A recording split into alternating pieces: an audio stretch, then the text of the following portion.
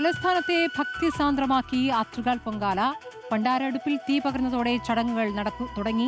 വിഴിഞ്ഞം port managing director ദിവ്യ S അയ്യരും ഭർത്താവ് ശബരിനാഥനും പൊങ്കാല അർപ്പിച്ചിട്ടുണ്ട്. റോഷിപാൽ വിവരങ്ങളുമായി. റോഷിപാൽ, ഒരുപാട് പ്രശസ്തർ ഒക്കെ രാഷ്ട്രീയ നേതാക്കളൊക്കെ ഇത്തവണ പൊങ്കാല അർപ്പിക്കാൻ എത്തിയിരിക്കുന്നു. ഇപ്പോൾ ദിവ്യ എസ് അയ്യരും ശബരിനാഥനും പൊങ്കാല അർപ്പിക്കാൻ എത്തിയതിന്റെ കാഴ്ചയുമുണ്ട്. അവരുടെ വിശേഷങ്ങൾ എന്താണ് റോഷിപാൽ?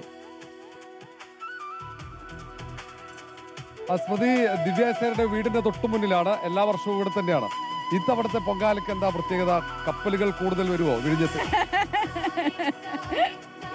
കപ്പലുകൾ എന്തായാലും വന്നുകൊണ്ടേയിരിക്കുന്നുണ്ട്. അത് അനസ്യൂതം ഇങ്ങനെ തുടർന്നുകൊണ്ടിരിക്കുകയാണ്. തീർച്ചയായിട്ടും വിഴിഞ്ഞം തിരുവനന്തപുരം ജില്ലയിലെ ഏറ്റവും വലിയൊരു വികസന മുഖമുദ്രയാണ് എന്നുള്ളത് കൊണ്ട് തന്നെ പൊങ്കാലയും അതുപോലെ തന്നെ തിരുവനന്തപുരം നടക്കുന്ന ഓരോ ആഘോഷവും ഓരോ ആനന്ദവും തീർച്ചയായിട്ടും വിഴിഞ്ഞത്തിൻ്റെ വളർച്ചയ്ക്കും ഒരു ഭാഗമാകും എന്നുള്ളതിൽ ഉറപ്പുണ്ട്.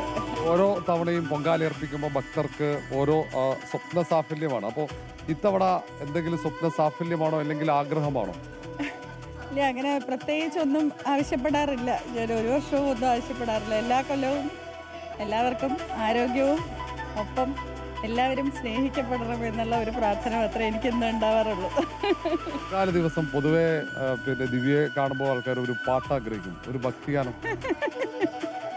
ഭക്തിഗാനം കാണോ? ഇവിടെ മൊത്തം ഇങ്ങനെ ഗാനാണ് ഫുൾ ടൈം. ഇപ്പം പറഞ്ഞ പോലെ മഹിഷാസുര മർദ്ദിനി ഇങ്ങനെ ചൊല്ലിക്കൊണ്ടിരിക്കുക.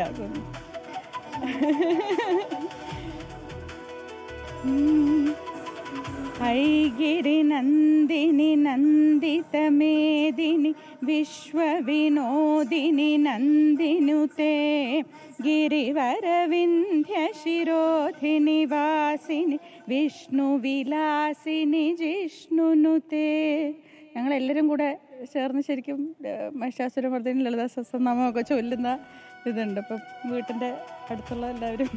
ശബരിനാഥ് ഇത്തവണ കൗൺസിലർ കൂടിയാണ്. അപ്പോൾ നഗരത്തിൽ എങ്ങനെയാണ് പൊങ്കാല ഒരുക്കങ്ങൾ എവിടെയെങ്കിലും പാളിയതായിട്ടൊക്കെ പരാതി അവിടെ വരുന്നുണ്ട്? നന്നായിട്ട് തന്നെ പോകുന്നുണ്ട്. പിന്നെ ആളുകൾ ക്രമാതീതമായിട്ട് കൂടിക്കൊണ്ടിരിക്കുകയല്ലേ.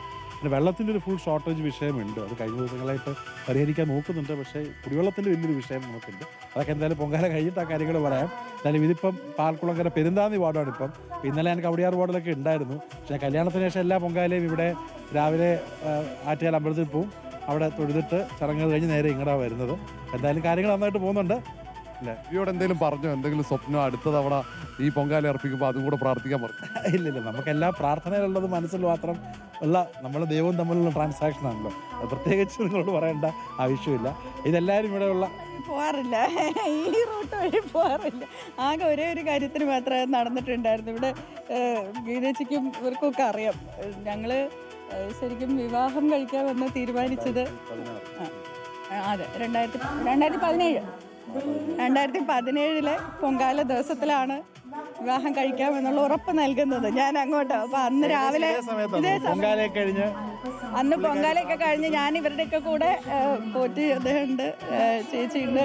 അപ്പൊ ഇവരുടെയൊക്കെ കൂടെ ഇവിടെ നിന്ന് ഞാൻ പൊങ്കാല ഇട്ടതിന് ശേഷം തിരിച്ച് വീട്ടിനകത്ത് പോയിട്ട് ഇങ്ങനെ പ്രാർത്ഥനാപൂർവ്വം വിളിച്ച് അറിയിക്കുകയായിരുന്നു. അങ്ങനെ അപ്പൊ അതിന്റെ ഒരു ഓർമ്മ ഞങ്ങൾക്ക് എപ്പോഴും പൊങ്കാല ദിവസത്തിനുണ്ട്.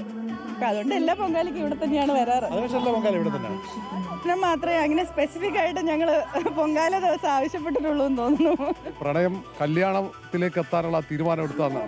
അതെ, പ്രണയം കല്യാണത്തിലേക്ക് എത്തും എന്ന് ഉറപ്പിച്ച ഒരു പൊങ്കാല ദിവസം 2014 എന്തായാലും അന്നത്തെ പൊങ്കാല സ്പെഷ്യലാണ്. ഇപ്പം 7 വയസ്സുള്ളൊരു മകനോടുണ്ട്. എന്തായാലും ഏറ്റവും നല്ല ഒരു ഓർമ്മ ഇത് തന്നെയാണ്. പിന്നെ ഇവിടെ ഈ നഗരത്തിൻ്റെ ഈ ഭാഗം പൊങ്കാലയൊക്കെ നല്ല രസമാണ്. ഈ ഫോർട്ട് ഭാഗവും പാൽക്കുളങ്കരയൊക്കെ നമ്മുടെ ഈ നല്ല രസമാണ്, നല്ലൊരു വൈബാണ്. ധാരാളം ആളുകൾ, അഗ്രഹാരങ്ങൾ ഇതൊക്കെ ഉള്ളതുകൊണ്ട് നല്ലൊരു വൈബാണ്. എന്തായാലും പാൽക്കുളങ്കര ഇത് ഗണപതിപൂട്ടി ചേട്ടനോട് അറിയപ്പെടുന്ന അസ്ട്രോളജറാണ്, നമ്മുടെ നെയ്ബറാണ്, എല്ലാവർക്കും അറിയാവുന്ന ആളാണ്. ചേച്ചിയുണ്ട്, എല്ലാവരും ഇവിടെ ഉണ്ട്. അപ്പം നല്ലൊരു സ്നേഹത്തിൽ തന്നെയാണ് ഇവിടെ ഒരു പൊങ്കാലയുടെ കാര്യങ്ങളുള്ളത്. സ്മൃതി, ആഗ്രഹങ്ങളും അതേപോലെ സ്വപ്നങ്ങളും അതിൽ ഏറ്റവും പ്രധാനപ്പെട്ട ഇതുവരെ നമുക്ക് അറിയാത്ത കാര്യം, അവർ വിവാഹം ഉറപ്പിക്കുന്ന ഒരു പൊങ്കാല ദിനത്തിൽ 2017 പൊങ്കാല ദിനത്തിലാണ്. അതുകൊണ്ട് തന്നെ ഓരോ പൊങ്കാലയും അത് അവർക്ക് മധുരിക്കുന്ന ഒരു ഓർമ്മയാണ്. ഒപ്പം ഈ പരിസരത്തുള്ള ആൾക്ക് ചേർന്നുകൊണ്ടാണ് ഈ തവണ പൊങ്കാല അർപ്പിക്കുന്നത്. റോഷിപാലാണ് വിവരങ്ങൾ നൽകിയത്. ദിവ്യ എസ് അയ്യരുടെയും ശബരിനാഥന്റെയും പൊങ്കാല അർപ്പിക്കൽ ചടങ്ങ്, അതോടൊപ്പം തന്നെ പഴയ പൊങ്കാലകൾ ഓർമ്മിച്ചെടുക്കുകയാണ് ഇരുവരും.